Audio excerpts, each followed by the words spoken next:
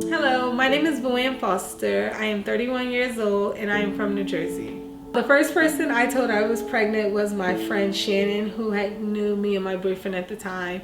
And I had said to her, I had texted her and I said, I think I'm pregnant. She's like, you sure? And I was like, yeah. I said, the line is very faint, and she's like, you're totally pregnant. And I was kind of like excited, but I was like scared and nervous at the same time because I've always wanted to be a mom, but I wasn't sure if this was the right timing. So it was definitely a lot of different emotions. I started going to my doctor's appointments and everything seemed normal and I just went with the flow. We were buying things. And one day I had took a shower and as I was drying off, I felt like some water and I said, uh-oh, this can't be right. So I finished drying off and then a whole gush of water just went onto the floor. So I had called my doctor. I went into labor and delivery with my family and they had told me that there was no more amniotic fluid, that I had lost all my fluid. So I was kind of confused at what this meant, and they basically told me I had two options at this point because the baby would not survive, the lungs would not develop without the amniotic fluid.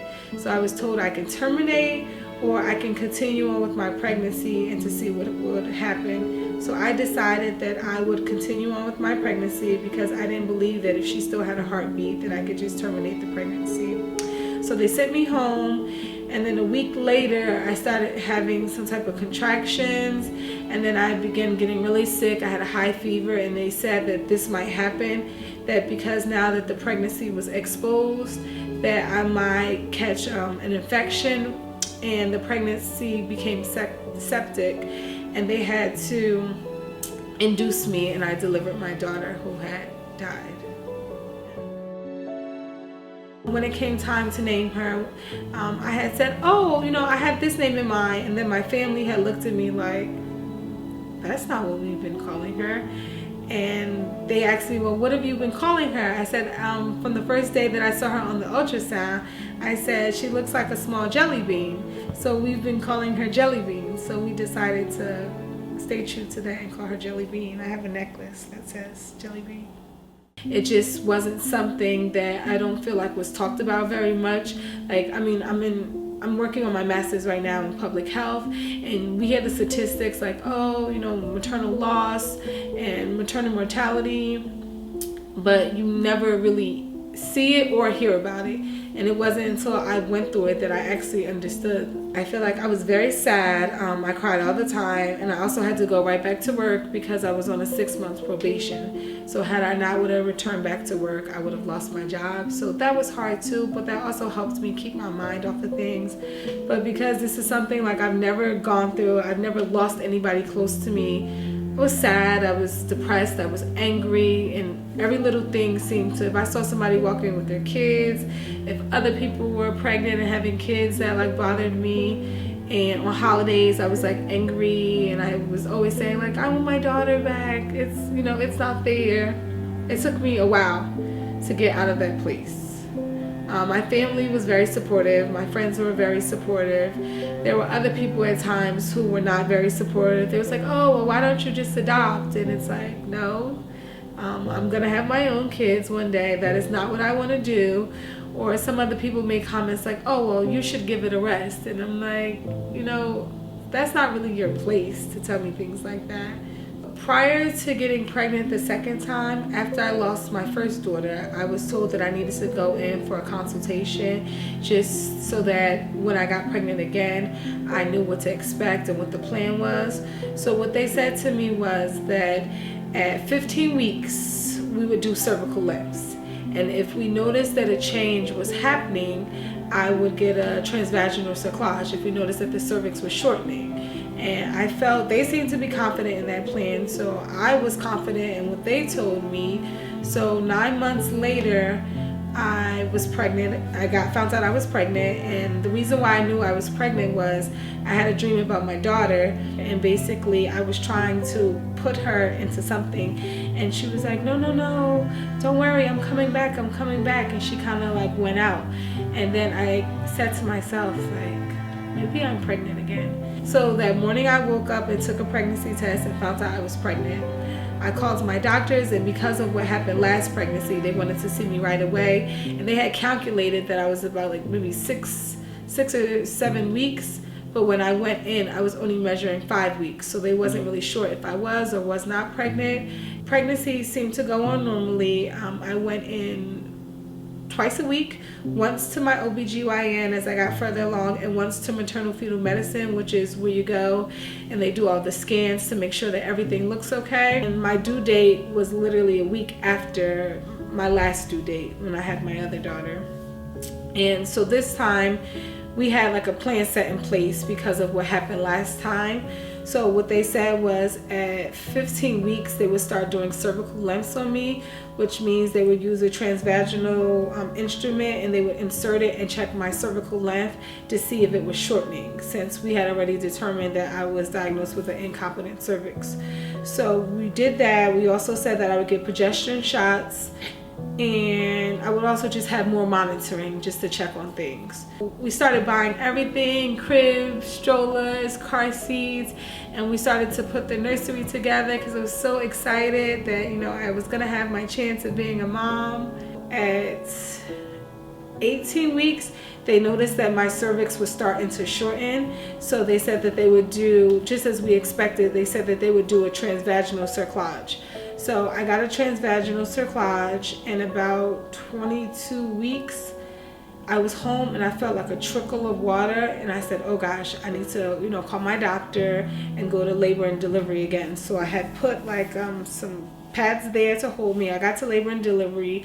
I explained to them everything that happened, and they were like, oh, you know, we don't think so. Maybe it was just a little fluid or whatnot. And then I got all the way to the parking lot, and the rest of the water came out. So then a technician had to wheel me back into labor and delivery, and then we found out it was the same thing had happened.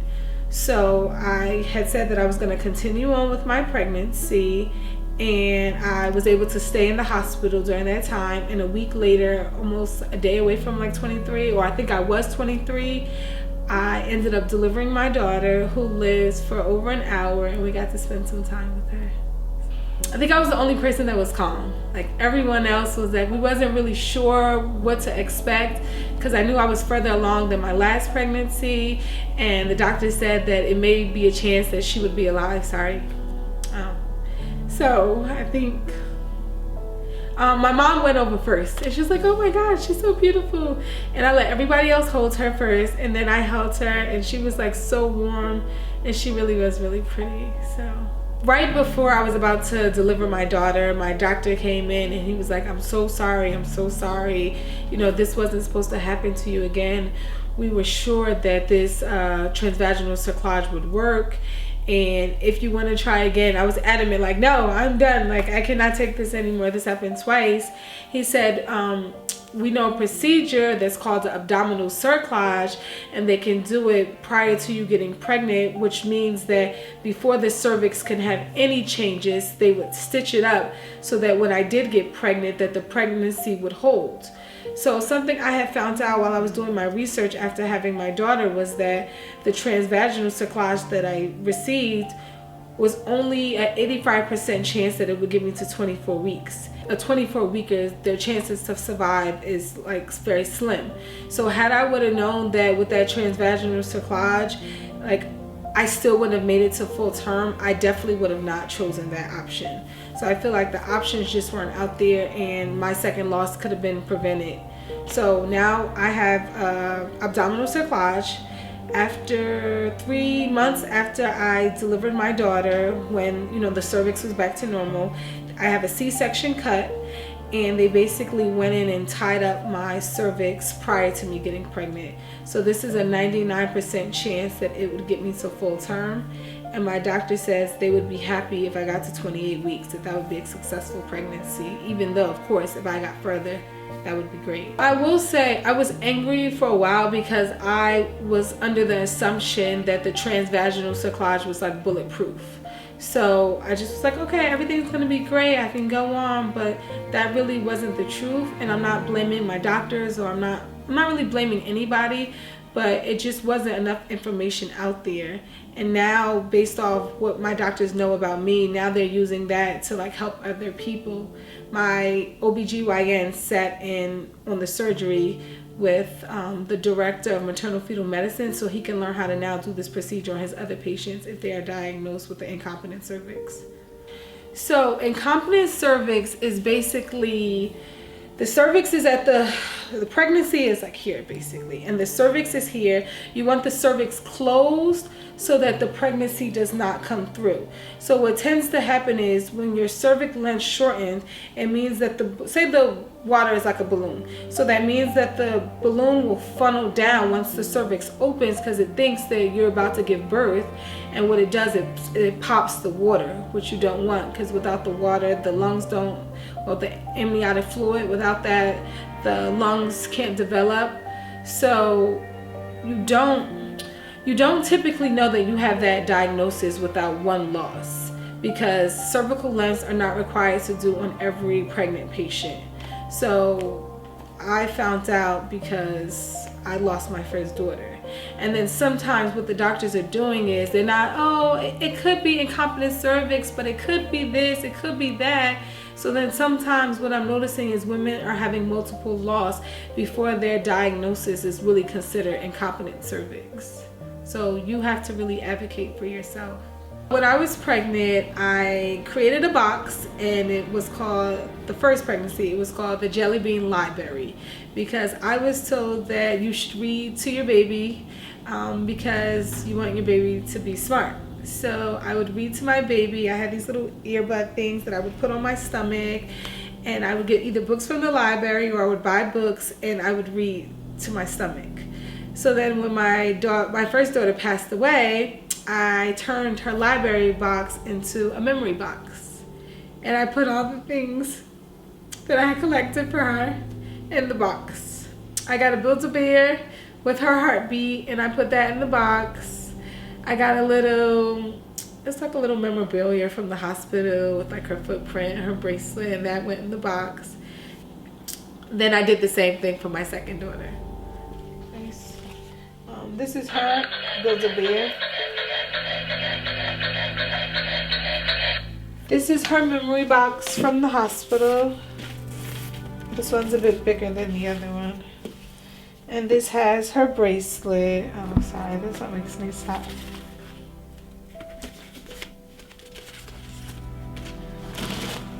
This has her feet print.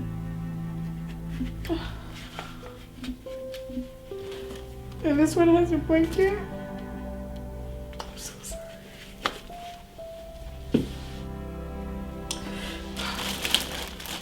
And this is the blanket. I haven't washed it. And her hat. And her angel dress that she wore at the hospital.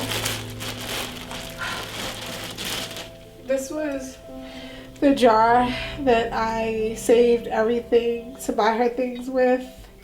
And my earbuds are in there, and some of the things from the hospital are in there. Here's her Bible that I had. And this was the last book I read to her in the hospital. The hospital gave me this. It says, "When you are my love, you'll find you. Well, wherever you are, my love will find you." And this is her death certificate. I was grateful because I had a lot of family and friends who supported me, but there were also some people, as I'm very vocal on social media about my pregnancies, and I didn't just one day just take everything off and not want to explain to everybody what happened. I noticed that there were some people who were very negative, as, oh, I think you should, keep that, that's personal. I think you should not be so vocal about that. And I feel like that time has ended. Like, we should be able to talk about this, because I found out through me being vocal, women have sent me messages and says, "Thank you so much for talking about this. I've gone through this and I've been afraid to share, and your story is really empowering." So I feel like, why not share? Why not support each other? Why is this something so hush when 1 in 4 women have miscarriages? I think it's better to get support from people who've been through what you've been through versus having a lot of the outside noise tell you how you should feel when they have no idea, they have not gone through it. I think those type of people don't really understand. They're just placing judgment, versus somebody like myself who's gone through it, and I know the same emotions and the feelings that they may be going through as well, even if we have different diagnoses. So life after 2 losses came about is because I'm still living my life even though I've lost 2 of my daughters. And what I want to share with other women and other families is that life goes on, and how does life still go on? I'm trying to find ways to encourage and support other women in ways maybe I didn't have that. And I want us to be able to speak out about our conditions, what's going on, and not be silenced or shushed by anyone that feels uncomfortable about it, because that time is done.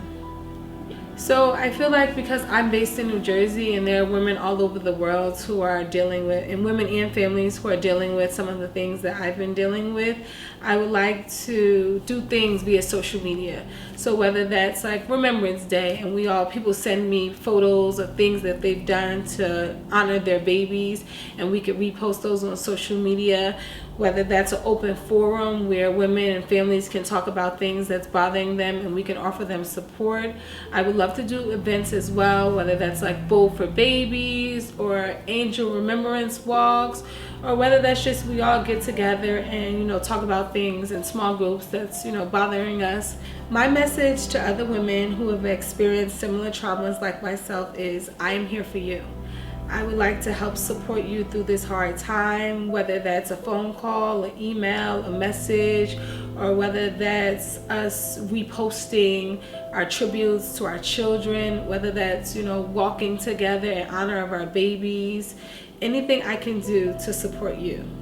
You can find out more information about Life After 2 Losses on Facebook, Instagram, Twitter, and our YouTube channel, and the information will be below.